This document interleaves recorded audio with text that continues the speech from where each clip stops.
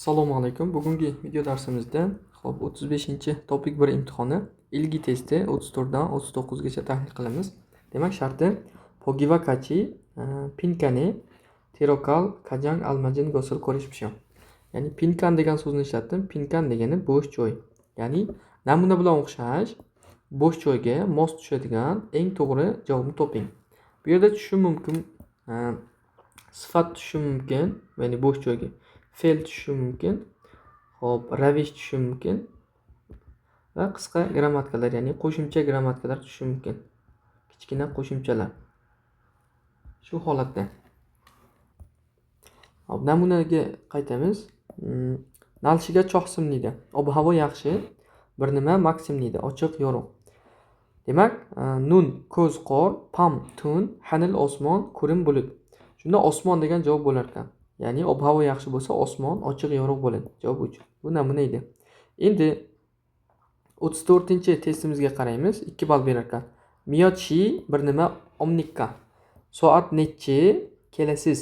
Nechida deyishimiz kerak. Da grammatikasi mana bu vaqtga qo'shilsa da ma'nosini anglatadi. Mana bu iga grammatikasi gapdagi egani ifodalaydi. Inni tanishtirish ilril ni ma'nosini anglatadi. Javobimiz 4 ekan.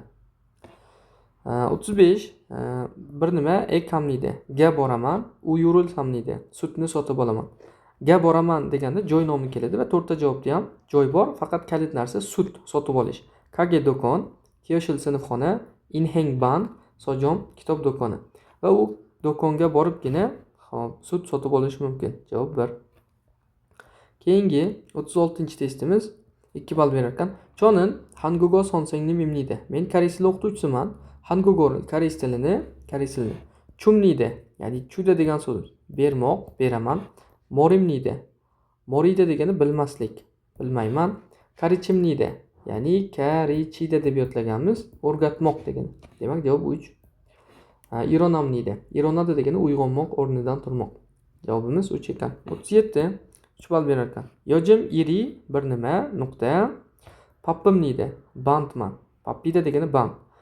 Xo'p, pisada qimmat, chak simniydi. Kichik, manta ko'p, ya'ni mansibniydi. Nappimniydi yomon. Shunda shu kunlarda ishlarim ko'p, bandman deydi. Javob 3. Keyingi testimiz 38 bo'ladi. 3 ball beradi. Sanil cho'ahamniydi. San degani tog'. Tog'ni yaxshi ko'raman. Kireso tingsanil bir nima hamniydi. Shuning uchun tog'ga bir nima chiqaman. Chaju tez. Bu ravish tez. Javob 1 bo'ladi o'zi. Cheyil eng yoki juda, aju juda. Xo'p, akka sal oldin bo'ladi. Sal oldin.